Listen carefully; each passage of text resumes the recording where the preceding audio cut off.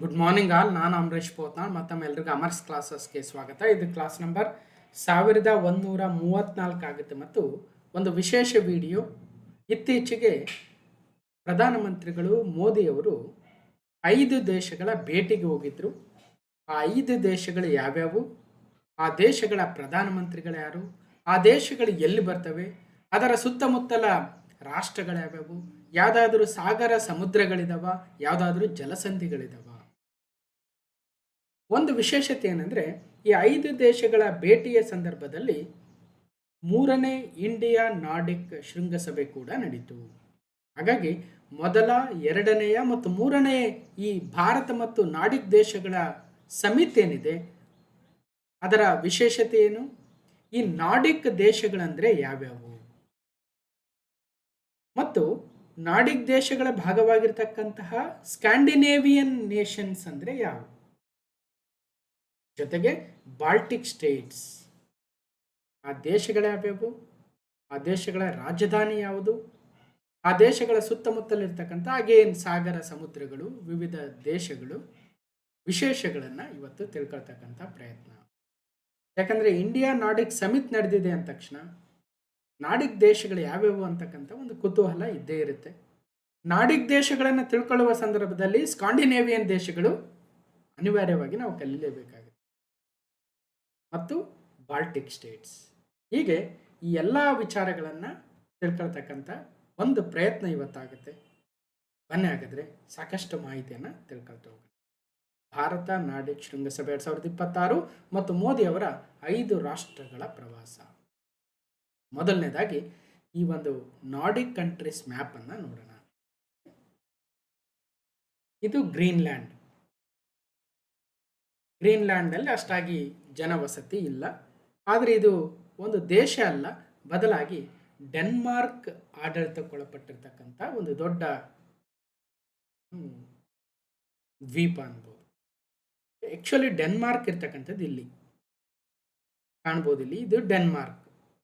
ಕೋಪನ್ಹೇಗನ್ನು ಡೆನ್ಮಾರ್ಕ್ನ ರಾಜಧಾನಿ. ಇದೇ ಒಂದು ಡೆನ್ಮಾರ್ಕನ್ನು ತಾನು ಗ್ರೀನ್ಲ್ಯಾಂಡನ್ನು ವಶಪಡಿಸ್ಕೊಳ್ಬೇಕನ್ನೋ ಒಂದು ಇಂಟ್ರೆಸ್ಟನ್ನು ಟ್ರಂಪ್ ಅವರು ಇತ್ತೀಚೆಗೆ ತೋರ್ಪಡಿಸಿದ್ರು, ಸುದ್ದಿಯಲ್ಲಿತ್ತು. ಒಂದು ಇನ್ನೊಂದು ಇಲ್ಲಿ ಐಸ್ಲ್ಯಾಂಡ್ ಇದೆ ನೋಡ್ಬೋದು. ಐಸ್ಲ್ಯಾಂಡ್ ಈಗ ಡೆನ್ಮಾರ್ಕ್ ಆಯಿತು, ಎರಡನೇದು ಐಸ್ಲ್ಯಾಂಡ್. ಹಾಗೆ ನಾರ್ವೆ. ನಾವು ನೊಬೆಲ್ ಅವಾರ್ಡ್ಸ್ ಬಗ್ಗೆ ಮಾತಾಡಬೇಕಾದ್ರೆ ನಾರ್ವೆ ಮತ್ತು ಸ್ವೀಡನ್ ಬಹಳ ಸುದ್ದಿಯಲ್ಲಿರ್ತವೆ.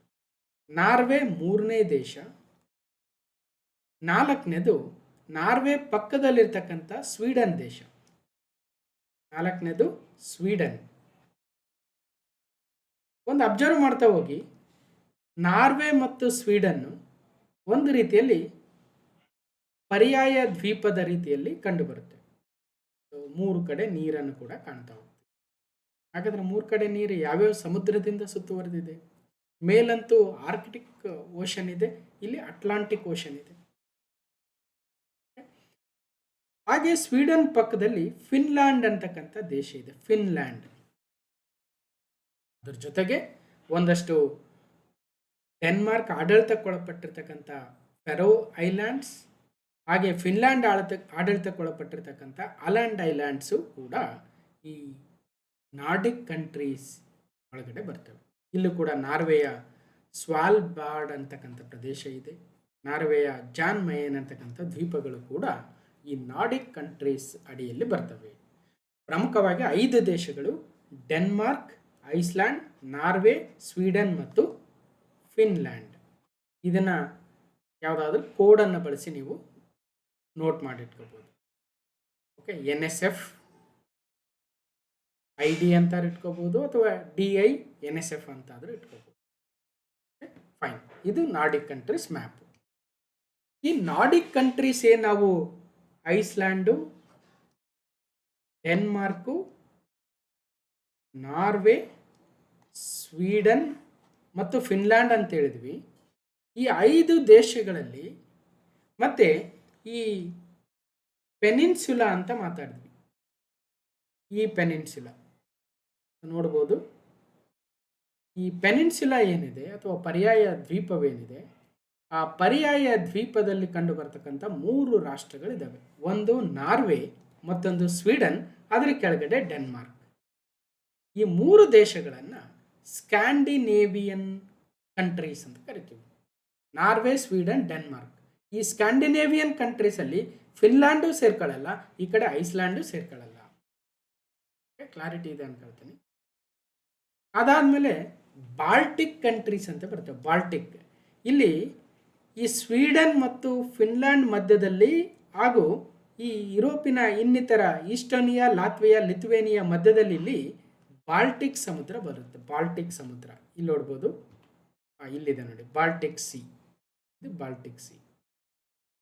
ಈ ಬಾಲ್ಟಿಕ್ ಸಿಯ ಪೂರ್ವ ಭಾಗದಲ್ಲಿರ್ತಕ್ಕಂಥ ಈಸ್ಟೋನಿಯಾ, ಇದು ಈಸ್ಟೋನಿಯಾ. ಅದ್ರ ಕೆಳಗಡೆ ಲಾತ್ವಿಯಾ ಅಂತಕ್ಕಂಥ ರಾಷ್ಟ್ರ ಬರುತ್ತೆ, ಲಾತ್ವಿಯಾ. ಅದರ ಕೆಳಗಡೆ ಲಿಥುವೇನಿಯಾ. ಈಸ್ಟೋನಿಯಾ, ಲಾತ್ವಿಯಾ, ಲಿಥುವೇನಿಯಾ, ಈ 3 ರಾಷ್ಟ್ರಗಳನ್ನು ಬಾಲ್ಟಿಕ್ ಸ್ಟೇಟ್ಸ್ ಅಂತ ಕರಿತೀವಿ. ಬಿಕಾಸ್ ಅವುಗಳು ಬಾಲ್ಟಿಕ್ ಸಮುದ್ರದ ಪೂರ್ವ ಕರಾವಳಿ ಪ್ರದೇಶದಲ್ಲಿ ಬರ್ತವೆ. ಓಕೆ, ಹಾಗಾಗಿ ಇಲ್ಲಿ ನಾರ್ಡಿಕ್ ಕಂಟ್ರೀಸ್ ಯಾವುವು, ಸ್ಕಾಂಡಿನೇವಿಯನ್ ಕಂಟ್ರೀಸ್ ಯಾವುವು, ಬಾಲ್ಟಿಕ್ ಸ್ಟೇಟ್ಸ್ ಯಾವುವು, ಒಂದು ಐಡಿಯಾ ಇರಬೇಕು. ಬನ್ನಿ ಹಾಗಾದ್ರೆ. ಇನ್ನು ಆರ್ಕ್ಟಿಕ್ ಸರ್ಕಲ್ ಏನಿದೆ, ಅರೌಂಡ್ 66.33 ಡಿಗ್ರಿ ನಾರ್ತ್ ಲ್ಯಾಟಿಟ್ಯೂಡ್ ಅಥವಾ 63.33 ಉತ್ತರ ಅಕ್ಷಾಂಶದಲ್ಲಿ ಬರುವ ಆರ್ಕ್ಟಿಕ್ ಸರ್ಕಲ್ಲು ಈ ನಾರ್ಡಿಕ್ ಕಂಟ್ರೀಸ್ಗಳಾಗಿರ್ತಕ್ಕಂಥ ನಾರ್ವೆ, ಸ್ವೀಡನ್ ಮತ್ತು ಫಿನ್ಲ್ಯಾಂಡ್ಗಳ ಮೂಲಕ ಹಾದು ಹೋಗುತ್ತೆ. ಒಂದು ಐಡಿಯಾ. ಈಗ ಒಂದು ಸಲ ನಾವು ಇದೇ ಕಂಟ್ರೀಸ್ನ ಮ್ಯಾಪಲ್ಲಿ ನೋಡಿ ಬರೋಣ. ಅದಾದಮೇಲೆ ಅಂದರೆ ಗೂಗಲ್ ಮ್ಯಾಪಲ್ಲಿ ನೋಡಿ ಮತ್ತೆ ನಾವು ನಮ್ಮ ಕಂಟೆಂಟ್ ಕಡೆ ಬರೋಣ. ಸ್ವಲ್ಪ ನಿಧಾನ ಆದರೂ ಪರವಾಗಿಲ್ಲ, ನಿಧಾನವಾಗಿ ಎಲ್ಲ ತಿಳ್ಕೊಳ್ತಕ್ಕಂಥ ಪ್ರಯತ್ನ. ಇದು ನಾರ್ವೆ ನೋಡ್ಬೋದು, ನಾರ್ವೆ ದೇಶ. ಅದಕ್ಕಿಂತ ಮುಂಚೆ ಇದು ಅಟ್ಲಾಂಟಿಕ್ ಓಷನ್, ನಾರ್ತ್ ಅಟ್ಲಾಂಟಿಕ್ ಓಷನ್ನು. ಹಾಗೇ ಮುಂದೆ ಹೋದರೆ ಇಲ್ಲಿ ಗ್ರೀನ್ಲ್ಯಾಂಡ್ ಇದೆ. ಗ್ರೀನ್ಲ್ಯಾಂಡಲ್ಲಿ ಏನಿದೆ, ಬರೀ ಐಸ್ ಇದೆ. ಅದೇ ಥರ ಇಲ್ಲಿ ಐಸ್ಲ್ಯಾಂಡ್ ಇದೆ. ಐಸ್ಲ್ಯಾಂಡಿಂದ ಹಾಗೇ ಪೂರ್ವಕ್ಕೆ ಬಂದರೆ ಇಲ್ಲಿ ಐರ್ಲ್ಯಾಂಡ್, UK ಇದ್ದಾವೆ. ಅವು ಬೇಕಾಗಿಲ್ಲ ಈಗ ನಮಗೆ. UK ಸ್ವಲ್ಪ ಮುಂದೆ ಉತ್ತರಕ್ಕೆ ಹೋದರೆ ನಾರ್ತ್ ಸಿ ಇದೆ, ನಾರ್ತ್ ಸಿ. ಹಾಗೆ ಡೆನ್ಮಾರ್ಕು ಮತ್ತು ಈ ಏನಂತೀವಿ ಸ್ವೀಡನ್ ಮಧ್ಯೆ ಒಂಚೂರು ಗ್ಯಾಪ್ ಇದೆ, ಗಮನಿಸಬೇಕು. ನೀರಿನ ಗ್ಯಾಪ್ ಇದೆ, ಬಟ್ ಅಲ್ಲೇನೋ ಬ್ರಿಡ್ಜ್ ಕಟ್ಟಿದ್ದಾರಂತೆ ಒಂದು. ಸೊ ಡೆನ್ಮಾರ್ಕಿಂದ ಹಾಗೆ ಸ್ವಲ್ಪ ಪೂರ್ವಕ್ಕೆ ಬಂದರೆ ಬಾಲ್ಟಿಕ್ ಸಿ ಇದೆ, ಬಾಲ್ಟಿಕ್ ಸಮುದ್ರ. ಬಾಲ್ಟಿಕ್ ಸಮುದ್ರದ ಪೂರ್ವ ಭಾಗದಲ್ಲಿ ಲಿಥುವೇನಿಯಾ, ಲಾತ್ವಿಯಾ ಮತ್ತು ಈಸ್ಟೋನಿಯಾ. ಹಾಗೆ ಸ್ವಲ್ಪ ಮೇಲ್ಗಡೆ ಹೋದರೆ ಸ್ವೀಡನ್ ಮತ್ತು ಫಿನ್ಲ್ಯಾಂಡನ್ನು ಬೇರ್ಪಡಿಸ್ತಕ್ಕಂಥ ಗಲ್ಫ್ ಆಫ್ ಬೋತ್ನಿಯಾ ಇದೆ, Gulf of ಬೋತ್ನಿಯಾ.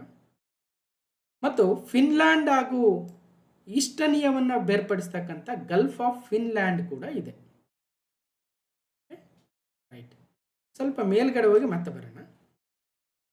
So Norway, Sweden, ಫಿನ್ಲ್ಯಾಂಡ್ಗಳ ಉತ್ತರದಲ್ಲಿ ಆ್ಯಕ್ಚುಲಿ ಇವುಗಳ ಪಶ್ಚಿಮದಲ್ಲಿ ನಾರ್ವೇಜಿಯನ್ ಸಿ ಮತ್ತು ಮೇಲ್ಗಡೆ ಬ್ಯಾರೆಂಟ್ ಸಿ ಬರುತ್ತೆ. ಇಷ್ಟು ತಿಳ್ಕೊಂಡು ಇವುಗಳ ರಾಜಧಾನಿಗಳನ್ನು ಇಲ್ಲೇ ನೋಡೋಣ ಒಂದ್ಸಲ. ಐಸ್ಲ್ಯಾಂಡ್ನ ರಾಜಧಾನಿ ಯಾವುದು ಅಂದರೆ ರಿಕ್ವಿಕ್ ಅಂತ. ಸೊ ರಿಕ್ವಿಕ್, ಇಲ್ಲಿ ಜೆ ಸೈಲೆಂಟ್ ಆಗುತ್ತಂತೆ ಒಂದು. ಐಸ್ಲ್ಯಾಂಡ್ನ ರಾಜಧಾನಿ ರಿಕ್ವಿಕ್. ಅದರ ಒಂದು ಮ್ಯಾಪನ್ನು ನೋಡಿ.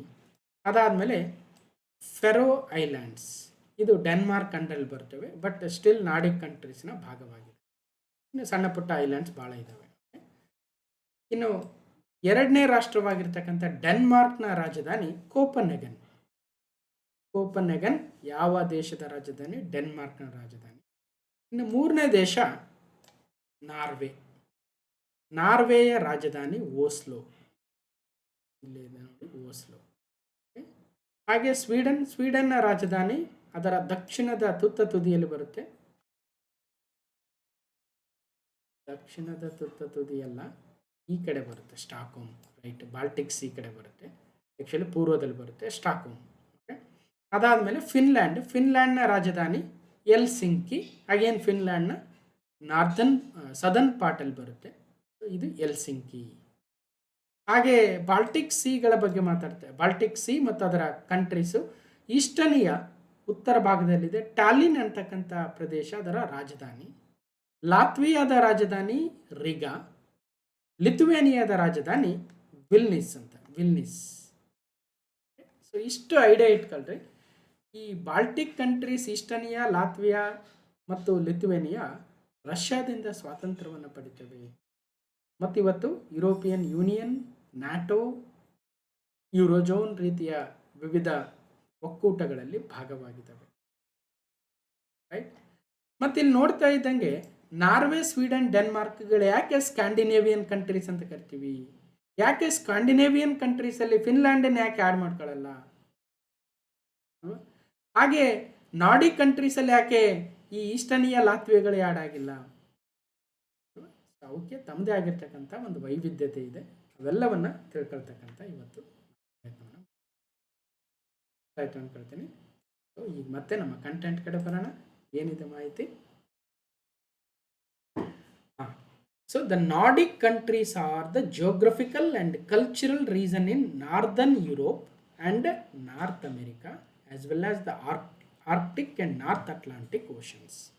ನಾವು ನೋಡ್ತಾ ಇದ್ವಿ ಯಾವ್ಯಾವ ಓಷನ್ಸ್ ಇದ್ದಾವೆ, ಯಾವ್ಯಾವ ಸೀಸ್ ಇದ್ದಾವೆ, ಯಾವ ಭಾಗದಲ್ಲಿ ಬರ್ತವೆ ಈ ಕಂಟ್ರೀಸ್ ಅಂತ.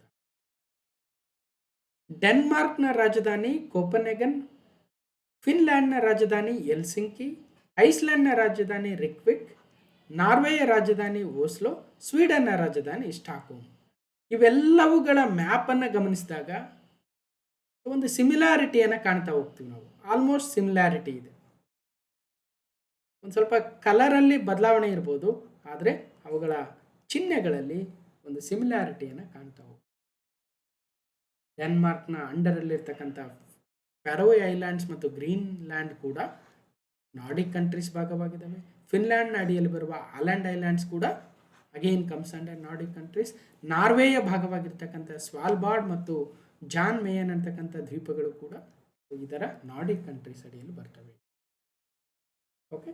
ಸೊ ಇದು ನಾರ್ಡಿಕ್ ಕಂಟ್ರೀಸ್ ಅಂತಕ್ಕಂಥದ್ದು ಅಥವಾ ನಾರ್ಡಿಕ್ ದೇಶಗಳು 5 ದೇಶಗಳ ಒಕ್ಕೂಟ ಅಂತ ಹೇಳ್ಬೋದು.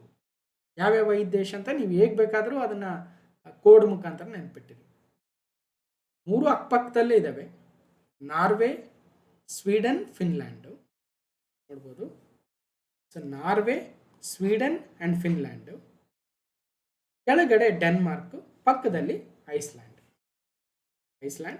Denmark, Norway, Sweden, Finland. ನೀವೇ ಒಂದು ಕೋಡ್ ಮಾಡ್ಕೊಳ್ರಿ, ನಾನೇ ಹೇಳೋದು ಬೇಡ. ಓಕೆ. ಸೊ ಇದು ನಾರ್ಡಿಕ್ ಕಂಟ್ರೀಸ್ನ ವಿವಿಧ ಡೀಟೇಲ್ಸು. 5 ಸೋವರಿನ್ ಸ್ಟೇಟ್ಸ್ ಇದ್ದಾವೆ: Denmark, Finland, Iceland, Norway, Sweden. ಮತ್ತು ಆಟೋನಮಸ್ ಟೆರಿಟರೀಸ್ ಇದೆ: ಫೆರೋ ಐಲ್ಯಾಂಡ್ಸ್ ಆ್ಯಂಡ್ ಗ್ರೀನ್ಲ್ಯಾಂಡು. ಒಂದು ಆಟೋನಮಸ್ ರೀಜನ್ ಕೂಡ ಆಲ್ಯಾಂಡ್ ಅಂತಕ್ಕಂಥದ್ದು ಇದೆ. Nordic council was established in 1952, the official inter parliamentary cooperation body of the region. ಈ ಇಡೀ ಪ್ರದೇಶ ಏನಿದೆ ನಾರ್ಡಿಕ್ ಕಂಟ್ರೀಸ್ ಪ್ರದೇಶ, ಹಲವಾರು ಮೇನ್ಲ್ಯಾಂಡ್ಸ್ ಇದ್ದಾವೆ, ಐಲ್ಯಾಂಡ್ಸ್ ಇದ್ದಾವೆ. ಅವೆಲ್ಲವುಗಳ ಒಂದು ಸಹಕಾರ ಸಂಸ್ಥೆಯಾಗಿ ನಾರ್ಡಿಕ್ ಕೌನ್ಸಿಲ್ಲು ಕೆಲಸ ಮಾಡುತ್ತೆ. 1952ರಲ್ಲಿ ಸ್ಥಾಪನೆಯಾಗಿದೆ.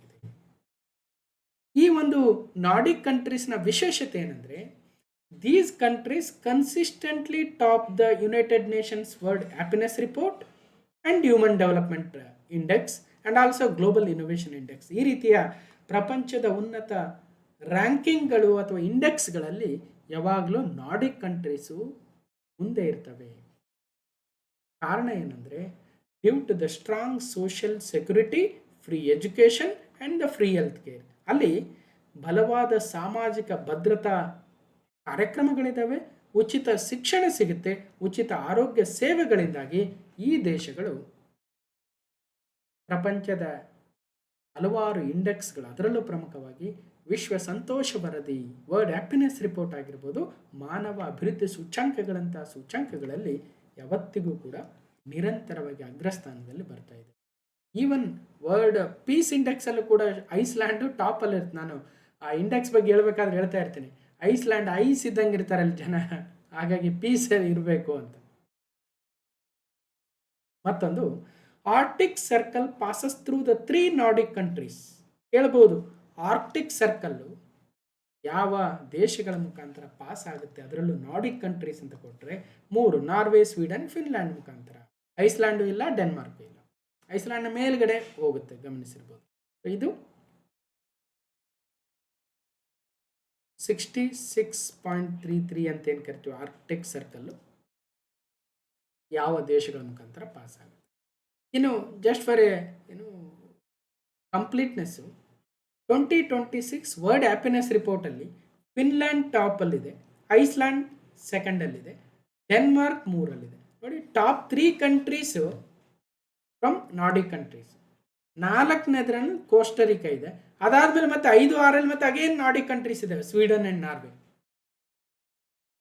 ಅಬ್ಸರ್ವ್ ಮಾಡಿ, ವಿಶ್ವ ಸಂತೋಷ ವರದಿ ವರ್ಲ್ಡ್ ಹ್ಯಾಪಿನೆಸ್ ರಿಪೋರ್ಟಲ್ಲಿ ಟಾಪ್ 6ಅಲ್ಲಿ 5 ಕಂಟ್ರೀಸ್ ಫ್ರಮ್ ನಾರ್ಡಿಕ್ ಕಂಟ್ರೀಸ್. ಇರೋ 5 ಕಂಟ್ರಿ ನಾರ್ಡಿಕ್ ಕಂಟ್ರಿ, 5 ಟಾಪ್ 6ಅಲ್ಲಿ ಇದಾವೆ ಅಂತ ತಿಳ್ಕೊಳ್ಳಿ. ಅಂದ್ರೆ ಅಲ್ಲಿ ಭಾಳ ಸಂತೋಷ ಹೆಚ್ಚಿಗೆ ಇದೆ. ಕಾರಣ ಏನಿರ್ಬೋದು, ಸ್ಟಡಿ ಮಾಡಬೇಕು, ಅವುಗಳನ್ನ ನಾವು ನಮ್ಮ ದೇಶದಲ್ಲಿ ಅಳವಡಿಸ್ಕೊಳ್ಬೇಕು. ಇನ್ನು ಹ್ಯೂಮನ್ ಡೆವಲಪ್ಮೆಂಟ್ ಇಂಡೆಕ್ಸ್ ಅಂತ ಬಂದಾಗ ಅಗೇನ್ ಸ್ವಿಟ್ಜರ್ಲೆಂಡ್ ಒಂದು ಬಿಟ್ಟರೆ ನಾರ್ವೆ, ಐಸ್ಲ್ಯಾಂಡ್, ಅಗೇನ್ 5ರಲ್ಲಿ ಡೆನ್ಮಾರ್ಕ್, 6ಅಲ್ಲಿ ಸ್ವೀಡನ್ ನೋಡ್ಬೋದು. ಅಗೇನ್ 4 ಕಂಟ್ರೀಸ್ ಇದ್ದಾವೆ ನಾರ್ಡಿಕ್ ಕಂಟ್ರೀಸಿಂದ ಹ್ಯೂಮನ್ ಡೆವಲಪ್ಮೆಂಟ್ ಇಂಡೆಕ್ಸಲ್ಲಿ. ಇನ್ನು ಗ್ಲೋಬಲ್ ಇನೋವೇಷನ್ ಇಂಡೆಕ್ಸ್ ತೆಗೆದುಕೊಂಡಾಗ ಅಗೇನ್ 2ನೇ ಸ್ಥಾನದಲ್ಲಿ ಸ್ವೀಡನ್ ಇದೆ, 7ನೇ ಸ್ಥಾನದಲ್ಲಿ ಫಿನ್ಲ್ಯಾಂಡ್ ಇದೆ, 9ರಲ್ಲಿ ಡೆನ್ಮಾರ್ಕ್ ಇದೆ. ನೋಡಿ, ಅವರು ಹಿಂದೆ ಬಿದ್ದಿಲ್ಲ ಅಂತ. ಹಾಗಾಗಿ ಐಸ್ಲ್ಯಾಂಡ್, ನಾರ್ವೆ, ಸ್ವೀಡನ್, ಫಿನ್ಲ್ಯಾಂಡ್, ಡೆನ್ಮಾರ್ಕ್ಗಳು ನಾರ್ಡಿಕ್ ಕಂಟ್ರೀಸ್ ಅಂತ ಕರಿತೀವಿ. ಇದೇ ನಾರ್ಡಿಕ್ ದೇಶಗಳು ಮತ್ತು ಭಾರತ ಒಳ್ಳೆಯ ವ್ಯಾಪಾರ ಒಪ್ಪಂದಗಳನ್ನು ಮಾಡ್ಕೊಳ್ತಾ ಇದ್ದಾವೆ. ಆ ಒಂದು ಉದ್ದೇಶದಿಂದ ನಾರ್ಡಿಕ್ನ ಕೆಲವು ದೇಶಗಳಿಗೆ ಇತ್ತೀಚೆಗೆ ಪ್ರಧಾನಿ ಮೋದಿಯವರು ಭೇಟಿಯನ್ನು ಕೊಟ್ಟಿದ್ದರು. ಇನ್ನು ಸ್ಕ್ಯಾಂಡಿನೇವಿಯಾ ನಾರ್ಡಿಕ್ ಕಂಟ್ರೀಸ್ ನೋಡಿದ್ವಿ. ಸ್ಕ್ಯಾಂಡಿನೇವಿಯನ್ ಕಂಟ್ರೀಸ್ ಅಂದರೆ ಯಾವುವು? Denmark, Norway, Sweden. First Norway, Sweden, ಈ ಪೆನಿನ್ಸುಲಾ ಏನಿದೆ ಅದ್ರ ಕೆಳಗಡೆ ಡೆನ್ಮಾರ್ಕ್. ಈ 3 ದೇಶಗಳನ್ನು ಸ್ಕ್ಯಾಂಡಿನೇವಿಯನ್ ಕಂಟ್ರೀಸ್ ಅಂತ ಕರಿತೀವಿ. Because they are centered around Scandinavian peninsula. ಇದನ್ನು ಸ್ಕ್ಯಾಂಡಿನೇವಿಯನ್ ಪೆನಿನ್ಸುಲಾ ಅಂತ ಕರಿತೀವಿ. ಆ ಒಂದು ಸ್ಕ್ಯಾಂಡಿನೇವಿಯನ್ ಪರ್ಯಾಯ ದ್ವೀಪದ ಸುತ್ತ ಕೇಂದ್ರೀಕೃತವಾಗಿರ್ತಕ್ಕಂಥ ಈ 3 ದೇಶಗಳು ವೈಕಿಂಗ್ಸ್ ಅಂತೇನೋ ಕಾಲದಿಂದಲೂ ತಮ್ಮದೇ ಆಗಿರ್ತಕ್ಕಂಥ ಐತಿಹಾಸಿಕ, ಸಾಂಸ್ಕೃತಿಕ ಸಂಬಂಧಗಳನ್ನು ಹಂಚಿಕೊಳ್ತೇವೆ ಮತ್ತು ಜರ್ಮನಿಕ್ ಭಾಷೆಯನ್ನು ಮಾತಾಡ್ತೇವೆ. ಹಾಗಾಗಿ ಸ್ಕ್ಯಾಂಡಿನೇವಿಯನ್ ಕಂಟ್ರೀಸ್ ಅಂದರೆ 3: ಡೆನ್ಮಾರ್ಕ್, ನಾರ್ವೆ, ಸ್ವೀಡನ್. ಕೆಲವೊಂದ್ಸಲ ಫಿನ್ಲ್ಯಾಂಡ್, ಐಸ್ಲ್ಯಾಂಡನ್ನು ಕೂಡ ಸ್ಕ್ಯಾಂಡಿನೇವಿಯನ್ ಕಂಟ್ರೀಸ್ ಅಂತ ಕರೆದ್ಬಿಡ್ತಾರಂತೆ. ಬಟ್ ಆ್ಯಕ್ಚುಲಿ ಟೆಕ್ನಿಕಲಿ 3 ಮಾತ್ರ. ಇನ್ನು ನಾರ್ಡಿಕ್ ಕಂಟ್ರೀಸ್ ಬಗ್ಗೆ ನೋಡಿದ್ವಿ ಆಲ್ರೆಡಿ. ಓಕೆ, ನಾರ್ಸ್ ಅಂದರೆ ಏನೋ ನಾರ್ತ್ ಅಂತ ಬರುತ್ತಂತೆ, ಹಾಗಾಗಿ ನಾರ್ಡಿಕ್ ಕಂಟ್ರೀಸ್ ಅಂತ ಕರೀತಾರೆ. ಇನ್ನು ಬಾಲ್ಟಿಕ್ ಸ್ಟೇಟ್ಸ್ ಅಂದರೆ ಆಲ್ರೆಡಿ ನೋಡಿದ್ವಿ. ಬಾಲ್ಟಿಕ್ ಸ್ಟೇಟ್ಸ್ 3 ಇದ್ದಾವೆ. ಉತ್ತರದಲ್ಲಿ ಈಸ್ಟೋನಿಯಾ, ಮಿಡ್ಲಲ್ಲಿ ಲಾತ್ವಿಯಾ, ಕೆಳಗಡೆ ದಕ್ಷಿಣದಲ್ಲಿ ಲಿಥುವೇನಿಯಾ. ಹಾಗಾಗಿ Estonia, Latvia, Lithuania, ELL located along the eastern shores of the Baltic sea. Baltic ಸಮುದ್ರದ ಪೂರ್ವ ಕರಾವಳಿ ತೀರ ಪ್ರದೇಶದಲ್ಲಿ ಕಂಡುಬರುವ ಈ 3 ರಾಷ್ಟ್ರಗಳನ್ನು ಬಾಲ್ಟಿಕ್ ಕಂಟ್ರೀಸ್ ಅಂತ ಕರಿತೀವಿ. They are also known as deeply preserved medieval history. So again, Baltic countries 3: Estonia, Latvia, Lithuania. ಈಸ್ಟೋನಿಯಾದ ರಾಜಧಾನಿ ನೋಡ್ತಾ ಇದ್ವಿ ಟ್ಯಾಲಿನ್, ಲಾತ್ವಿಯಾದ ರಾಜಧಾನಿ ರಿಗಾ ಮತ್ತು ಲಿಥುವೇನಿಯಾದ ರಾಜಧಾನಿ ವಿಲ್ನಿಯಸ್.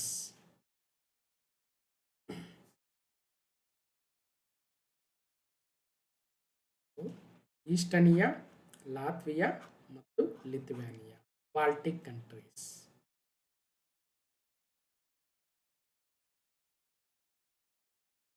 ಇಷ್ಟು ಯಾವ್ಯಾವ ಕಂಟ್ರೀಸು ನೋಡಿದ್ವಿ, ವಿತ್ ಮ್ಯಾಪ್ ನೋಡಿದ್ವಿ ಕೂಡ. ಈಗ ನಮ್ಮ ಮೇಜರ್ ಕಂಟೆಂಟ್ ಏನಿದೆ ಇವತ್ತಿಂದು, ನಾರ್ಡಿಕ್ ಸಮಿತ್ತು ಮತ್ತು 5 ನೇಷನ್ ವಿಸಿಟ್ ಬಗ್ಗೆ ಮಾತಾಡೋಣ. ಈ ಹಿಂದೆ May 2022 part 2 class number 139 2022 May ತಿಂಗಳಲ್ಲಿ ನಾವು ಡಿಸ್ಕಷನ್ ಮಾಡಬೇಕಾದ್ರೆ ಕರೆಂಟ್ ಅಫೇರ್ಸು, ಡೆನ್ಮಾರ್ಕ್ನ ರಾಜಧಾನಿ ಕೋಪನ್ಹೆಗನ್ನಲ್ಲಿ 2ನೇ ಭಾರತ ನಾರ್ಡಿಕ್ ಶೃಂಗಸಭೆ ನಡೆದಿತ್ತು. ಅಂದರೆ 2ನೇ ನಾರ್ಡಿಕ್ ಶೃಂಗಸಭೆ ನಡೆದಿದ್ದು ಡೆನ್ಮಾರ್ಕ್ನ ರಾಜಧಾನಿ ಕೋಪನ್ಹೆಗನ್ನಲ್ಲಿ. ಹಾಗಾದರೆ ಈ 3ನೇ ಭಾರತ ಶೃಂಗಸಭೆ ಯಾವ ದೇಶದಲ್ಲಿ ನಡೀತು, ಯಾವ ಪ್ರದೇಶದಲ್ಲಿ ನಡೀತು, ಅದೇ ರೀತಿಯಾಗಿ ಮೊದಲ ನಾರ್ಡಿಕ್ ಶೃಂಗಸಭೆ ಎಲ್ಲಿ, ಯಾವ ದೇಶದಲ್ಲಿ ನೋಡೋಣ. ಸುಸ್ಥಿರ ಅಭಿವೃದ್ಧಿಗೆ ಭಾರತ ನಾರ್ಡಿಕ್ ದೇಶಗಳ ಕೊಡುಗೆ ಅಗತ್ಯ ಅಂತ ಅವತ್ತಿನ ಈ 5 ದೇಶಗಳ ಮುಖ್ಯಸ್ಥರು ಮತ್ತು ನಮ್ಮ ಪ್ರಧಾನಿ ಮೋದಿಯವರು ಆ ಒಂದು 2ನೇ ನಾರ್ಡಿಕ್ ಭಾರತ ದೇಶ 2ನೇ ಶೃಂಗಸಭೆಯಲ್ಲಿ ಭಾಗವಹಿಸಿದರು. ಮೊದಲ ಶೃಂಗಸಭೆಯು 2018ರಲ್ಲಿ ಸ್ವೀಡನ್ನ ರಾಜಧಾನಿ ಸ್ಟಾಕ್ಹೋಮಲ್ಲಿ ನಡೆದಿತ್ತು. ಹಾಗಾದರೆ ಇಲ್ಲಿ ಗೊತ್ತಾಯ್ತು ನಮಗೆ, ಮೊದಲ ಶೃಂಗಸಭೆ ಸ್ವೀಡನ್ ಸ್ಟಾಕ್ಹೋಮ್ 2018, ಎರಡನೇದು 2022 ಡೆನ್ಮಾರ್ಕ್ನ ರಾಜಧಾನಿ ಕೋಪನ್ಹೆಗನ್. ಈಗ 3ನೇದು 2026 ಎಲ್ಲಿ ನಡೆದಿದೆ ನೋಡೋಣ.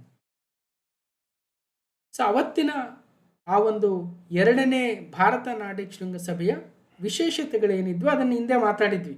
ಅವಾಗ ಅಷ್ಟಾಗಿ ಡೀಪಾಗಿ ಕೇಳ್ತಾ ಇರಲಿಲ್ಲ, ಒಂದು ಸ್ವಲ್ಪ ಕಂಪ್ಲೀಟ್ ಮಾಡಿ ನೋಡಿದ್ವಿ. ಈ 5 ರಾಷ್ಟ್ರಗಳಲ್ಲಿ ಡೆನ್ಮಾರ್ಕು ಯುರೋಪಿಯನ್ ಯೂನಿಯನ್ನ ಭಾಗವಾಗಿದೆ. ಫಿನ್ಲ್ಯಾಂಡ್ ಎಸ್, ಆದರೆ ಐಸ್ಲ್ಯಾಂಡ್ ಇಲ್ಲ, ನಾರ್ವೆ ಭಾಗವಾಗಿಲ್ಲ, ಅದೇ ರೀತಿಯಾಗಿ ಸ್ವೀಡನ್ ಕೂಡ ಭಾಗವಾಗಿದೆ. ಅಲ್ಲಿನ ಕರೆನ್ಸಿಗಳು, ಡೆನ್ಮಾರ್ಕ್ನ currency Danish krone, mostly Finland ಯೂರೋಜೋನ್ನ ಭಾಗವಾಗಿರೋದ್ರಿಂದ ಯೂರೋ ಇದೆ. ಐಸ್ಲ್ಯಾಂಡಲ್ಲಿ ಐಸ್ಲ್ಯಾಂಡಿಕ್ ಕ್ರೋನಾ, ನಾರ್ವೆದಲ್ಲಿ ನಾರ್ವೇಜಿಯನ್ ಕ್ರೋನ್, ಸ್ವೀಡನ್ನಲ್ಲಿ ಸ್ವೀಡಿಶ್ ಕ್ರೋನಾ ಅವುಗಳ ಕರೆನ್ಸಿ. ರಾಜಧಾನಿ ನೋಡಿ, ಅವುಗಳ English common name of their countries ನೋಡ್ಬೋದು, ಮತ್ತು ಅವುಗಳ ಫ್ಲಾಗ್ ಅನ್ನು ಕೂಡ. ಇನ್ನು 3rd ಇಂಡಿಯಾ ನಾರ್ಡಿಕ್ ಸಮಿತ್ತು ಮೇ 19, 2026 3ನೇ ಭಾರತ ನಾರ್ಡಿಕ್ ಶೃಂಗಸಭೆ ನಾರ್ವೆಯ ರಾಜಧಾನಿ ಓಸ್ಲೋದಲ್ಲಿ ನಡೆಯಿತು. ನಾರ್ವೆ ಅದರ ರಾಜಧಾನಿ ಓಸ್ಲೋದಲ್ಲಿ ನಡೀತು. ಇದು ಒಂದು ಕಡೆ ನೋಟ್ ಮಾಡ್ಕೊಂಬಿಡಿ, 3 ವೆರಿ ಇಂಪಾರ್ಟೆಂಟ್. ಇನ್ನು ಈ ಒಂದು 3ನೇ ಭಾರತ ನಾರ್ಡಿಕ್ ಶೃಂಗಸಭೆ ಮೇ 19, 2026 ನಾರ್ವೆಯ ರಾಜಧಾನಿ ಓಸ್ಲೋದಲ್ಲಿ ನಡೆದಾಗ ಯಾರ್ಯಾರು ಭಾಗವಹಿಸಿದ್ರು? ಒಟ್ಟು 5 ನಾರ್ಡಿಕ್ ಕಂಟ್ರೀಸು ಮತ್ತು ನಮ್ಮ ಭಾರತ. ಹಾಗಾಗಿ 5 ನಾರ್ಡಿಕ್ ಕಂಟ್ರೀಸ್ನ ಮುಖ್ಯಸ್ಥರು ಯಾರ್ಯಾರು ಅಂತ ಕೂಡ ಇಲ್ಲಿ ತಿಳ್ಕೊಬೇಕಾಗುತ್ತೆ. ಹಾಗಾದರೆ ಡೆನ್ಮಾರ್ಕ್ನ ಪ್ರಧಾನಿ ಮೆಟ್ಟೆ ಫೆಡ್ರಿಕ್ಸನ್ ಅವರು, ಡೆನ್ಮಾರ್ಕ್ನ ಪ್ರಧಾನಿ ಆಕ್ಟಿಂಗ್ ಪ್ರೈಮ್ ಮಿನಿಸ್ಟರ್ ಇದ್ದಾರಂತೆ, ಮೆಟ್ಟೆ ಫೆಡ್ರಿಕ್ಸನ್ ಅವರು. ಸೆಕೆಂಡ್ ಒನ್ ನೋಡ್ಬೋದು, Finland prime minister Petteri Orpo ಅಂತಕ್ಕಂಥ. ಇನ್ನು ನಮ್ಮ ಪ್ರಧಾನಮಂತ್ರಿಗಳು ನರೇಂದ್ರ ಮೋದಿ ಅವರು ಇದ್ದಾರೆ. ಹಾಗೆ ನಾರ್ವೆಯ ಓಸ್ಲೋದಲ್ಲಿ ಏನು ನಡೀತಿ 3ನೇ ಭಾರತ ನಾರ್ಡಿಕ್ ಕಂಟ್ರಿಗಳ ಸಮ್ಮಿತ್ತು, ಅದನ್ನು ಹೋಸ್ಟ್ ಮಾಡಿರ್ತಕ್ಕಂಥ ಆತಿಥೇಯ ದೇಶದ ಪ್ರಧಾನಮಂತ್ರಿಗಳು ನಾರ್ವೆಯ ಪ್ರಧಾನಮಂತ್ರಿಗಳು ಜೊನಸ್ ಗಾರ್ ಸ್ಟೋರ್ ಅಂತಕ್ಕಂಥ. ಅದೇ ರೀತಿಯಾಗಿ ಐಸ್ಲ್ಯಾಂಡ್ನ ಪ್ರೈಮ್ ಮಿನಿಸ್ಟರ್ ಆಗಿರ್ತಕ್ಕಂಥ ಕ್ರಿಸ್ಟರ್ನ್ ಮಜೋಲ್ ಅವರು. ಹಾಗೆ ಸ್ವೀಡನ್ನ ಪ್ರಧಾನಮಂತ್ರಿಗಳು ವುಲ್ಫ್ ಕ್ರಿಸ್ಟರ್ಸನ್ ಅಂತ, ಡೇಟ್ ಇರಲಿ ಅಂತ ಕೊಟ್ಟಿರ್ತಕ್ಕಂಥ. 5 ನಾರ್ಡಿಕ್ ಕಂಟ್ರೀಸ್ ಯಾವ್ಯಾವು, ಯಾರ ಮುಖ್ಯಸ್ಥರು ಮತ್ತು ನಮ್ಮ ಭಾರತದ ಪ್ರಧಾನಮಂತ್ರಿ. ಈ ಒಂದು 3ನೇ ಭಾರತ ನಾರ್ಡಿಕ್ ಶೃಂಗಸಭೆ ಮೇ 19, 2026 ನಾರ್ವೆಯ ಓಸ್ಲೋದಲ್ಲಿ ನಡೆಯಿತು. Theme stronger together sustainable future.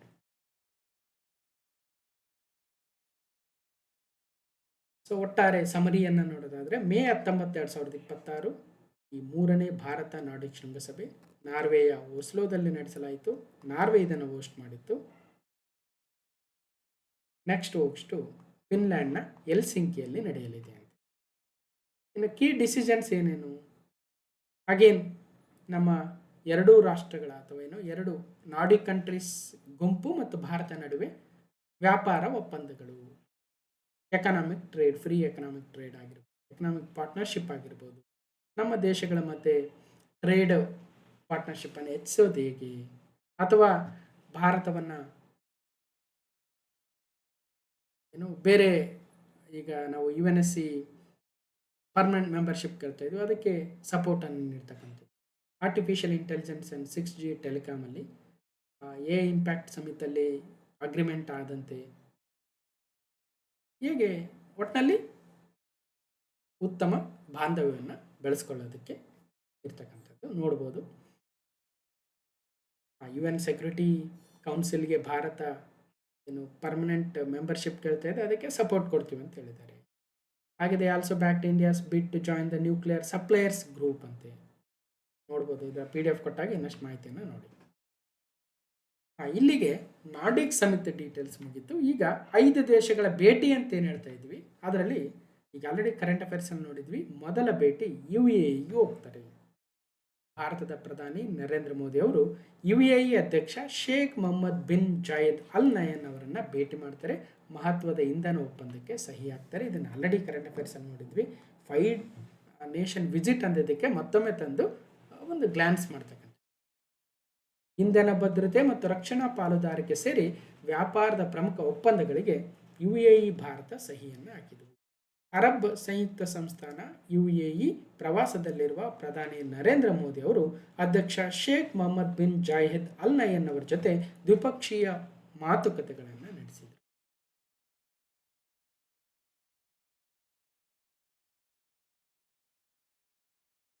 ಇಲ್ಲಿ ಇನ್ನೊಂದು ಗಮನಿಸಬೇಕು, UAE ನಮ್ಮ ಭಾರತದ 3ನೇ ಲಾರ್ಜೆಸ್ಟ್ ಟ್ರೇಡಿಂಗ್ ಪಾರ್ಟ್ನರ್ ಆಗುತ್ತೆ.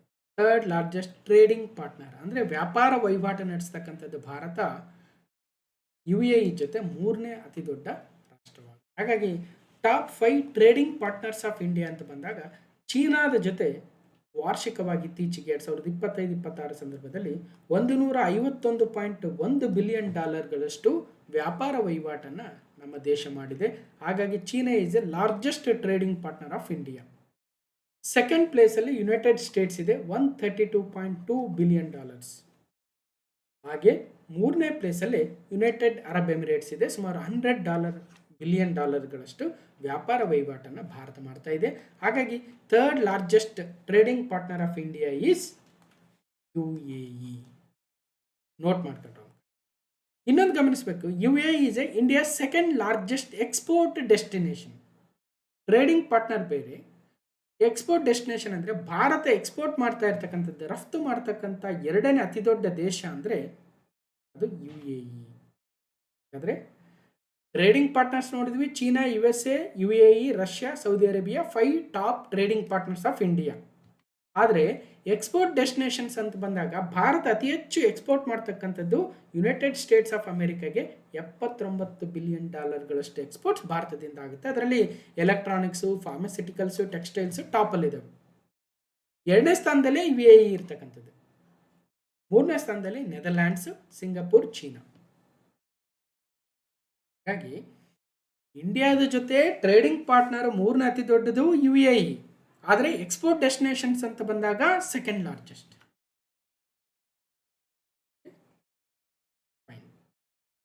ಈಗ ಈ ಬೈಲಾಟ್ರಲ್ ಟ್ರೇಡ್ ಏನಿದೆ ಇದು $100 ಬಿಲಿಯನ್ ಇದೆ. ಅದನ್ನು $200 ಬಿಲಿಯನ್ 2032 ನಾವು ಅಚೀವ್ ಮಾಡಬೇಕಂತಕ್ಕಂಥ ನೀವು ಟಾರ್ಗೆಟನ್ನು ಮಾನ್ಯ ಪ್ರಧಾನಮಂತ್ರಿಗಳು ಮತ್ತು UAEನ ಪ್ರೆಸಿಡೆಂಟು ಈ ಸಂದರ್ಭದಲ್ಲಿ ಮಾಡಿದ್ದಾರೆ. So strengthening $100 billion partnership, PM Modi's historic UAE visit. ಇವೆಲ್ಲ ನೋಟ್ ಮಾಡ್ಕೊಳ್ಳಿ.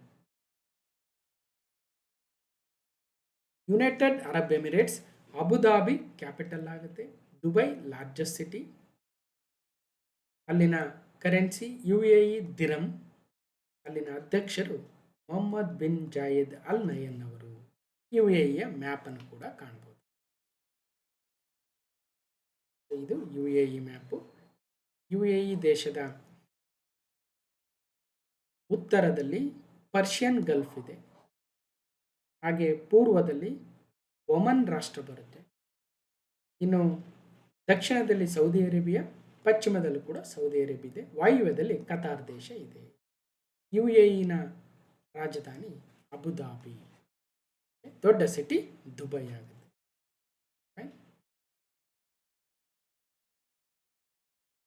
ಸೊ ಇಷ್ಟು ಯು ಎ ಇ ಜೊತೆಗಿನ ಡೀಟೇಲ್ಸ್ ಆಗಿದೆ. ನಂತರ ನೆದರ್ಲ್ಯಾಂಡ್ಸ್ಗೆ ಹೋಗ್ತಾರೆ, ಅಲ್ಲಿನ ಡೀಟೇಲ್ಸನ್ನು ನೋಡ್ತಾ ಹೋಗೋಣ. ಭಾರತದ ಪ್ರಧಾನಿ ನರೇಂದ್ರ ಮೋದಿ ಅವರ ನೆದರ್ಲ್ಯಾಂಡ್ಸ್ ಭೇಟಿಯು ಭಾರತ ನೆದರ್ಲ್ಯಾಂಡ್ಸ್ ಕಾರ್ಯತಂತ್ರದ ಪಾಲುದಾರಿಕಾ ಮಾರ್ಗಸೂಚಿ 2026-30 ಸ್ಥಾಪಿಸಿತು. Indian prime minister Narendra Modi's visit to the Netherlands established the India-Netherlands Strategic Partnership Roadmap 2026 to 2030. ಈಗ ಆಲ್ರೆಡಿ ಮಾತಾಡ್ತಾ ಇದ್ವಿ. ಸೊ ನೆದರ್ಲ್ಯಾಂಡ್ಸು ನಮ್ಮ ಭಾರತದ ಜೊತೆ 3ನೇ ಎಕ್ಸ್ಪೋರ್ಟ್ ಡೆಸ್ಟಿನೇಷನ್ ಆಗುತ್ತೆ. ಮೊದಲು U S, second U A E, 3ನೇ ಅತಿ ದೊಡ್ಡ export destination for India is Netherlands. ಅಲ್ಲಿ ಏನೇನು ಎಕ್ಸ್ಪೋರ್ಟ್ ಮಾಡ್ತೀವಿ, ನಾವು ಏನೇನು ಇಂಪೋರ್ಟ್ ಮಾಡ್ಕೊಳ್ತೀವಿ. ಹಾಗಾಗಿ U S, U A E, Netherlands, Singapore, China top 5 export destinations for India. So ಈಗ ಕಾರ್ಯತಂತ್ರದ ಪಾಲುದಾರಿಕಾ ಮಾರ್ಗಸೂಚಿ, the strategic partnership road map ಬಂದಿರೋದ್ರಿಂದ ಇನ್ನಷ್ಟು ಎಕ್ಸ್ಪೋರ್ಟು ಜಾಸ್ತಿ ಆಗೋದಕ್ಕೆ ಅನುಕೂಲ ಆಗುತ್ತೆ. ಸೊ ಭಾರತ ಡಚ್ 17 ಒಪ್ಪಂದಕ್ಕೆ ಸಹಿ.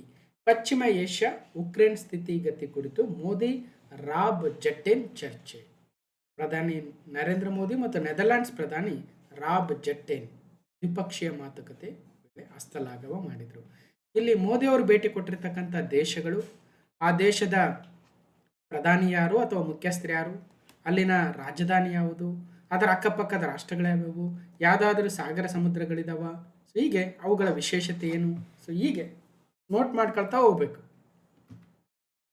ಭಾರತ ಮತ್ತು ನೆದರ್ಲ್ಯಾಂಡ್ಸ್ ನಡುವೆ ರಕ್ಷಣಾ ಪಾಲುದಾರಿಕೆ ಬಲಗೊಳಿಸಲು ವಿರಳ ಖನಿಜಗಳು ಮತ್ತು ಇತರ ಮಹತ್ವದ ಕ್ಷೇತ್ರಗಳಲ್ಲಿ ಸಹಕಾರ ವೃದ್ಧಿಸಲು 17 ಒಪ್ಪಂದಗಳು ಏರ್ಪಟ್ಟಿದ್ದಾವೆ. ಮೊನ್ನೆ UPSC ಕ್ವಶನ್ ಪೇಪರಲ್ಲಿ ಒಂದು ಪ್ರಶ್ನೆ ಇತ್ತು, ಭಾರತಕ್ಕೆ ಭೇಟಿ ಕೊಟ್ಟಿದ್ದ ಇಂಥ ವಿದೇಶಿ ಮುಖ್ಯಸ್ಥರು ಮತ್ತು ಭಾರತದ ನಡುವೆ ಆಗಿರ್ತಕ್ಕಂಥ ಒಪ್ಪಂದಗಳ ಬಗ್ಗೆ ಕೆಳಗಿನ ಯಾವ ಹೇಳಿಕೆಗಳು ಸರಿಯಾಗಿದ್ದಾವೆ ಅಂತ ಕೊಟ್ಟಿದ್ರು. ಸೊ 2 ದೇಶಗಳ ನಡುವೆ ವ್ಯಾಪಾರ, ಹೂಡಿಕೆ ಮತ್ತು ಭದ್ರತೆ, ಸೆಮಿಕಂಡಕ್ಟರ್, ಬಾಹ್ಯಾಕಾಶ, ಕ್ವಾಂಟಮ್ ಕಂಪ್ಯೂಟಿಂಗ್ ಸೇರಿದಂತೆ ಉದಯೋನ್ಮುಖ ತಂತ್ರಜ್ಞಾನ ಕ್ಷೇತ್ರಗಳಲ್ಲಿ ಸಂಬಂಧ ಬಲಗೊಳ್ಳಲು ಈ 17 ಒಪ್ಪಂದಗಳು ನೆರವಾಗಲಿವೆ. ನೆದರ್ಲ್ಯಾಂಡ್, ಸ್ವೀಡನ್, ನಾರ್ವೆ, ಇಟಲಿ ದೇಶಗಳಿಗೆ 4 ದಿನಗಳ ಪ್ರವಾಸ ಕೈಗೊಂಡಿರುವ ಪ್ರಧಾನಿ ನರೇಂದ್ರ ಮೋದಿ ಅವರು ನೆದರ್ಲ್ಯಾಂಡ್ಸ್ ಪ್ರಧಾನಿ ರಾಬ್ ಜೆಟ್ಟೆನ್ ಅವರ ಜೊತೆ ಮಾತುಕತೆ ನಡೆಸಿದರು. ಐರೋಪ್ಯ ದೇಶಗಳ ಪೈಕಿ ನೆದರ್ಲ್ಯಾಂಡ್ಸ್ ಭಾರತದ ಪ್ರಮುಖ ಹೂಡಿಕೆದಾರ ದೇಶವಾಗಿದೆ. ಆ ದೇಶದ ಸುಮಾರು $55.6 ಬಿಲಿಯನ್ ವಿದೇಶಿ ನೇರ ಹೂಡಿಕೆ ಭಾರತದಲ್ಲಿದೆ. ನೋಡ್ಬೋದು, ಇದರ PDF ಕೊಟ್ಟಾಗ ಇನ್ನಷ್ಟು ಡೀಟೇಲ್ಸನ್ನು ಮಾಡಿ. ನೆದರ್ಲ್ಯಾಂಡ್ಸ್ 2ನೇ ಅತಿ ದೊಡ್ಡ ವ್ಯಾಪಾರ ಪಾಲುದಾರ ದೇಶವಾಗಿದೆ. ಭಾರತದಲ್ಲಿ 300ಕ್ಕೂ ಹೆಚ್ಚು ಡಚ್ ಕಂಪನಿಗಳು ಕಾರ್ಯನಿರ್ವಹಿಸ್ತಾ ಇದ್ದಾವೆ.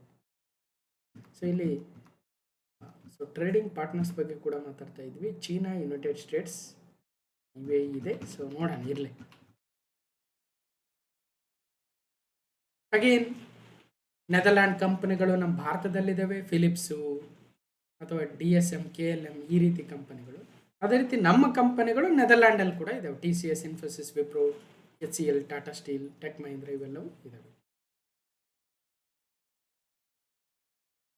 ಏನೇನು ಔಟ್ಕಮ್ಸ್ ಅಂತ ಇದ್ದಾವೆ. Road map of India Netherland strategic partnership 2026 to 2030. ಇದು ಒಂದು ಔಟ್ಕಮ್ಮು. ಇದ್ರ ಮೀನಿಂಗ್ ಅಂತ ಇದೆ. ಸೊ ಅಷ್ಟು ಡೀಪಾಗಿ ಹೋಗೋದು ಅವಶ್ಯಕತೆ ಇಲ್ಲ ಅನ್ಸುತ್ತೆ. ಸೊ ಜಸ್ಟ್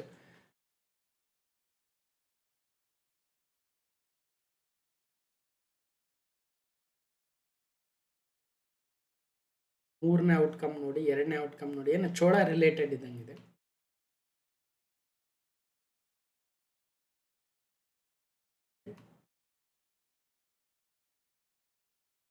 ನೆಕ್ಸ್ಟ್ ನೆದರ್ಲ್ಯಾಂಡ್ಸ್ ರಾಜಧಾನಿ ಆಮ್ಸ್ಟರ್ಡ್ಯಾಮ್.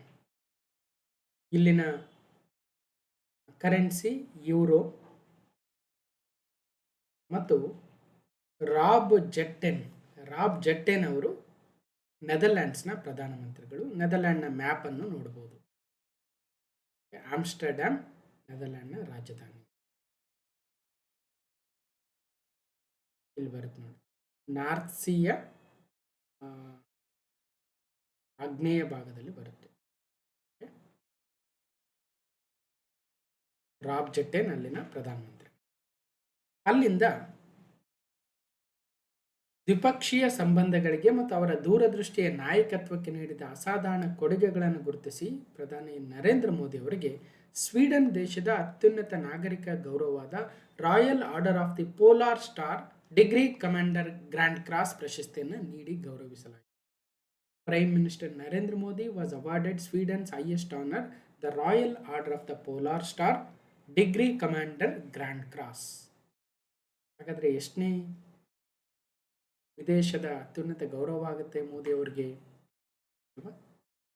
ಸ್ವೀಡನ್ನಲ್ಲಿ ಮೋದಿಗೆ ಪೋಲಾರ್ ಸ್ಟಾರ್ ಗೌರವ.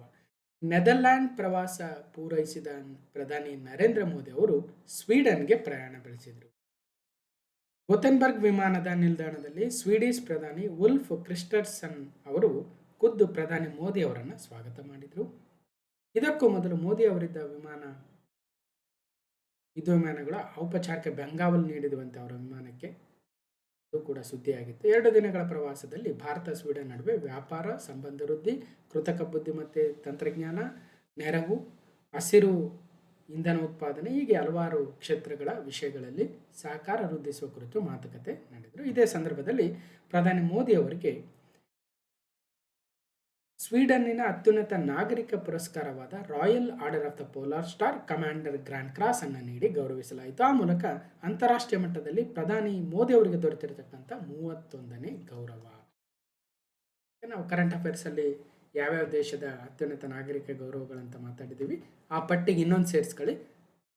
ಸ್ವೀಡನ್ ದೇಶ 2026 royal Order of the Polar Star Commander Grand cross. ಹಾಗೇನು ಮತ್ತು ಸ್ವೀಡನ್ ದೇಶದ ಜೊತೆ ಒಪ್ಪಂದಗಳಾಗಿರ್ತವೆ.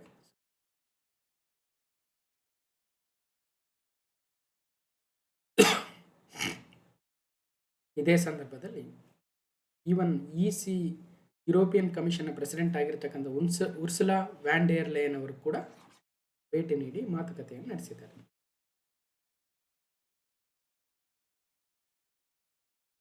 India Sweden 6 outcomes 1 future ready partnership. ಹಾಗಾದರೆ ಔಟ್ಕಮ್ ಏನೇನಿದೆ?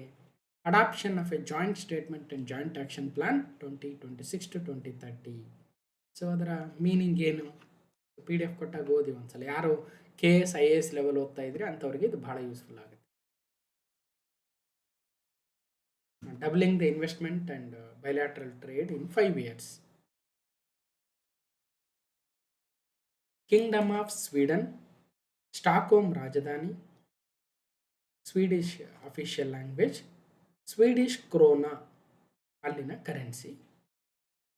ಉಲ್ಫ್ ಕ್ರಿಸ್ಟರ್ಸನ್ ಅವರು ಸ್ವೀಡನ್ನ ಪ್ರಧಾನಮಂತ್ರಿಗಳು. ಸೊ ಇಲ್ಲಿ ನಾರ್ವೆ ನೋಡಿದ್ವಿ. ಈ ಸ್ಕ್ಯಾಂಡಿನೇವಿಯನ್ ಪೆನಿನ್ಸುಲಾದ 2ನೇ ರಾಷ್ಟ್ರ ಸ್ವೀಡನ್, ರಾಜಧಾನಿ ಸ್ಟಾಕ್ಹೋಮ್. ಇಲ್ಲೂ ನೋಡ್ಬೋದು, ಅದೇ ಹೇಳ್ತಾ ಇದ್ವಿ. ಆರ್ಕ್ಟಿಕ್ ಸರ್ಕಲ್ ಏನಿದೆ 66.30 north latitude passes along with Norway, Sweden ಮತ್ತು ಫಿನ್ಲ್ಯಾಂಡ್, ಯಾವುವು ನಾರ್ಡಿಕ್ ಕಂಟ್ರೀಸ್ ಮೂಲಕ. ಉಲ್ಫ್ ಕ್ರಿಸ್ಟರ್ಸನ್ ಅವರು ಪ್ರೈಮ್ ಮಿನಿಸ್ಟರ್ ಆಫ್ ಸ್ವೀಡನ್. ಅಲ್ಲಿಂದ ನಾರ್ವೆಗೆ ಹೋಗ್ತಾರೆ. ಪ್ರಧಾನಿ ಮೋದಿ ಅವರಿಗೆ ನಾರ್ವೆಯ ಅತ್ಯುನ್ನತ ನಾಗರಿಕ ಪ್ರಶಸ್ತಿಯಾದ Grand Cross of the Royal Norwegian Order of Merit ಅನ್ನು ನೀಡಿ ಗೌರವಿಸಲಾಗಿದ್ದು, ಇದು ಅವರ 32ನೇ ಅಂತಾರಾಷ್ಟ್ರೀಯ ಗೌರವವಾಗಿದೆ. Prime Minister Modi was honored with Norway's highest civilian award, Grand Cross of the Royal Norwegian Order of Merit, marking his 32nd international honor. So ಪಶ್ಚಿಮ ಏಷ್ಯಾದಲ್ಲಿ ಆಗ್ತಾ ಇರ್ತಕ್ಕಂಥ ಬಿಕ್ಕಟ್ಟುಗಳು, ಉಕ್ರೇನ್ ಬಿಕ್ಕಟ್ಟು ಇತ್ಯರ್ಥಕ್ಕೆ ಪ್ರಧಾನಿ ಮೋದಿ ಸಲಹೆ. ಸೇನೆಯ ಕಾರ್ಯಾಚರಣೆಯಿಂದ ಶಾಂತಿ ಸಾಧ್ಯವಿಲ್ಲ. ಪಶ್ಚಿಮ ಏಷ್ಯಾದಲ್ಲಿನ ಯುದ್ಧ ಇರಬಹುದು ಅಥವಾ ಉಕ್ರೇನ್ನಲ್ಲಿ ನಡೆಯುತ್ತಿರುವ ಯುದ್ಧ ಇರಬಹುದು, ಸೇನಾ ಕಾರ್ಯಾಚರಣೆಗಳಿಂದ ಮಾತ್ರವೇ ಶಾಂತಿ ಪಡೆದುಕೊಳ್ಳುವುದು ಸಾಧ್ಯವಿಲ್ಲ. ಈ ಎರಡು ಯುದ್ಧಗಳು ಶೀಘ್ರದಲ್ಲೇ ಕೊನೆಗೊಳ್ಳಬೇಕು ಎಂದು ಮೋದಿ ಅವರು ಹೇಳ್ತಾ ಇದ್ರು. ನಾರ್ವೆ ಪ್ರಧಾನಿ ಜೋನಸ್ ಗರ್ಸ್ಟೋರ್ ಅವರೊಂದಿಗೆ ದ್ವಿಪಕ್ಷೀಯ ಮಾತುಕತೆ ಬಳಿಕ ಹೇಳ್ತಾ ಇದ್ರು. ಪ್ರಧಾನಿ ನರೇಂದ್ರ ಮೋದಿ ಅವರಿಗೆ ನಾರ್ವೆ ದೇಶದ ಅತ್ಯುನ್ನತ ನಾಗರಿಕ ಪ್ರಶಸ್ತಿ grand Cross of the royal Norwegian Order of Merit ಅನ್ನು ನೀಡಿ ಗೌರವಿಸಲಾಯಿತು. ಇದು ಮೋದಿ ಅವರಿಗೆ ದೊರೆತ 32ನೇ ಅಂತಾರಾಷ್ಟ್ರೀಯ ಗೌರವವಾಗಿದೆ. ಕಳೆದ 43 ವರ್ಷಗಳಲ್ಲಿ ಭಾರತೀಯ ಪ್ರಧಾನಿಯೊಬ್ಬರು ನಾರ್ವೆಗೆ ಮೊದಲ ಬಾರಿ ಭೇಟಿ ನೀಡಿದರು.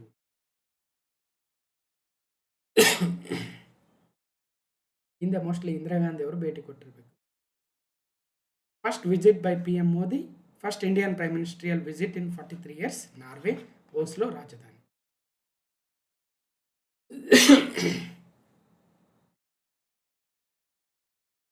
(1983 to 2026) 43 years ಆದಮೇಲೆ. ಇದೇ ಸಂದರ್ಭದಲ್ಲಿ 3ನೇ ಇಂಡಿಯಾ ನಾರ್ಡಿಕ್ ಸಮಿಟ್ ಓಸ್ಲೋದಲ್ಲಿ ನಡೆಯಿತು.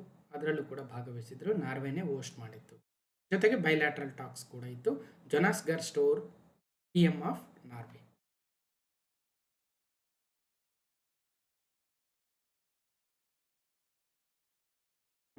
ಔಟ್ಕಮ್ಸ್ ಏನೇನು? Again green strategic partnership, Norway joins Indo Pacific Ocean Initiative, ಎಲ್ಲ ಡೀಟೇಲ್ಸ್ ಇದೆ ನೋಡಿ. ಕಿಂಗ್ಡಮ್ ಆಫ್ ನಾರ್ವೆ, ಓಸ್ಲೋ ರಾಜಧಾನಿ, ಮತ್ತು ನಾರ್ವೇಜಿಯನ್ ಕ್ರೋನ್ ಏನಿದೆ ನಾರ್ವೆಯ ಕರೆನ್ಸಿ ಆಗುತ್ತೆ. ಜೋನಾಸ್ ಗರ್ಸ್ಟೋರ್ ಅವರು ಕಿಂಗ್ಡಮ್ ಆಫ್ ನಾರ್ವೆಯ ಪ್ರಧಾನಮಂತ್ರಿಗಳು. So again Norway is part of the Scandinavian countries and also Nordic countries. Again, Arctic Circle passes through the Norway. Jonas Gahr Store prime minister of Norway. ಅಲ್ಲಿಂದ ಇಟಲಿಗೆ ಹೋಗ್ತಾರೆ.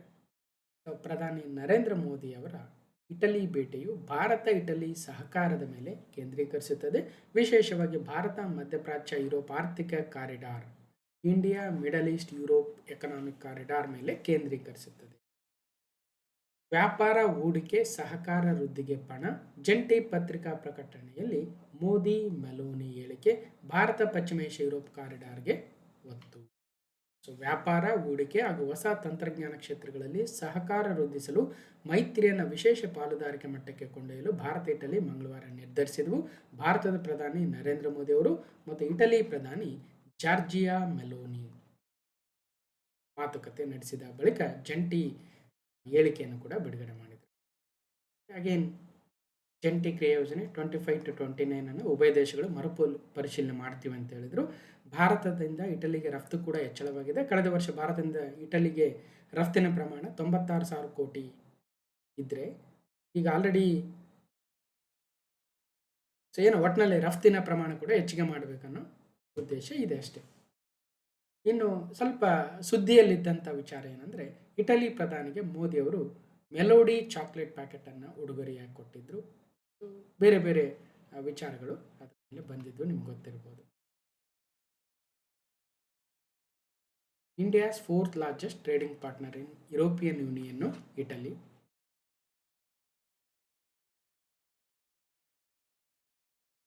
Again India middle East Europe corridor economic corridor ಏನಿದೆ ಅದಕ್ಕೆ focus ಮಾಡ್ತೀವಿ ಅಂತ ಹೇಳಿದ್ದಾರೆ. ಈ ಒಂದು ಇಂಡಿಯಾ ಇಟಲಿ ರಿಲೇಷನ್ಶಿಪ್ ಪಾರ್ಟ್ನರ್ಶಿಪ್ ಏನಿದೆ ಅದರದ್ದು ಔಟ್ಕಮ್ಸ್ ಏನೇನಂತ ಕೂಡ ನೋಡ್ಬೋದು.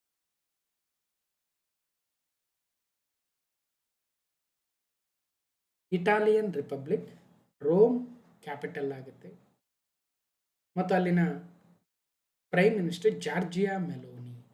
ಇದು ಯುರೋಪಿಯನ್ ಯೂನಿಯನ್ನ ಭಾಗವಾಗಿದೆ. ಯೂರೋದ ಅದರ ಕರೆನ್ಸಿ ಆಗುತ್ತೆ. ಇಟಲಿಯ ಮ್ಯಾಪನ್ನು ಕಾಣ್ಬೋದು. ಇದು ಇಟಲಿಯ map.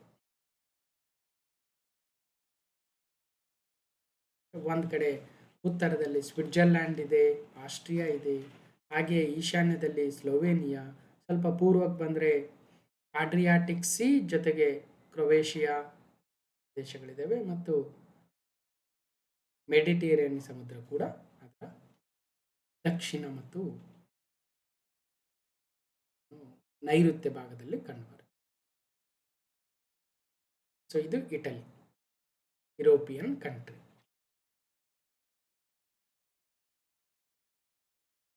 Georgia Meloni, prime minister of Italy. President Sergio Mattarella ಅಂತ. ಒಟ್ಟಾರೆಯಾಗಿ ಈ 5 ನೇಷನ್ ವಿಸಿಟ್ ಏನಾಗಿತ್ತು ಅದರ ಸಂದರ್ಭದಲ್ಲಿ ಏನು ಕೀ ಟೇಕ್ ಅವೇಸ್ ಆ್ಯಂಡ್ ಅಗ್ರಿಮೆಂಟ್ಸ್ ಅಂತ ಇಲ್ಲಿ ಕೊಟ್ಟಿದ್ದೀನಿ. ಒಂದು ಸಲ ಇದನ್ನು ನೋಟ್ ಮಾಡ್ಕೊಳ್ರಿ ನೀವೇ. ನೆದರ್ಲ್ಯಾಂಡ್ಸ್ ಜೊತೆ ಏನು MOUಗಳಾದವು, ಸ್ವೀಡನ್ ಜೊತೆ ಏನು ಒಪ್ಪಂದಗಳಾದವು, ನಾರ್ವೆ ಜೊತೆ ಏನು ಅಗ್ರಿಮೆಂಟ್ಸು, ಇಟಲಿ ಜೊತೆ ಏನು ಒಪ್ಪಂದಗಳು. ಇಷ್ಟು ಒಟ್ಟಾರೆಯಾಗಿ ಕ್ಲಾಸ್ ನಂಬರ್ 1134 ಆಗಿತ್ತು. ಮತ್ತು 3rd India Nordic summit 2026 Nordic ದೇಶಗಳು ಯಾವ್ಯಾವು, ಅವುಗಳ ಮ್ಯಾಪ್ ಏನು, ಕರೆನ್ಸಿ ಏನು, ರಾಜಧಾನಿ ಯಾವುದು, ಮುಖ್ಯಸ್ಥರು ಯಾರು, ಸ್ಕ್ಯಾಂಡಿನೇವಿಯನ್ ದೇಶಗಳು, ಬಾಲ್ಟಿಕ್ ಸ್ಟೇಟ್ಸ್ ಬಗ್ಗೆ ಮತ್ತು ಮೋದಿಯವರ 5 ನೇಷನ್ ವಿಸಿಟ್ ಬಗ್ಗೆ ಒಂದಷ್ಟು ಮಾಹಿತಿಯನ್ನು ಪಡ್ಕೊಳ್ತಕ್ಕಂಥ ಪ್ರಯತ್ನ ಆಗಿತ್ತು. ಸೊ ಈ ಒಂದು ವಿಡಿಯೋನ ಕಂಪ್ಲೀಟಾಗಿ ನೋಡಿರ್ತಕ್ಕಂಥ ಎಲ್ರಿಗೂ ಧನ್ಯವಾದಗಳು. ಮತ್ತು ಮುಂದಿನ ವಿಡಿಯೋದಲ್ಲಿ ಸಿಗ್ತೀನಿ ಅಂತ ಹೇಳ್ತಾ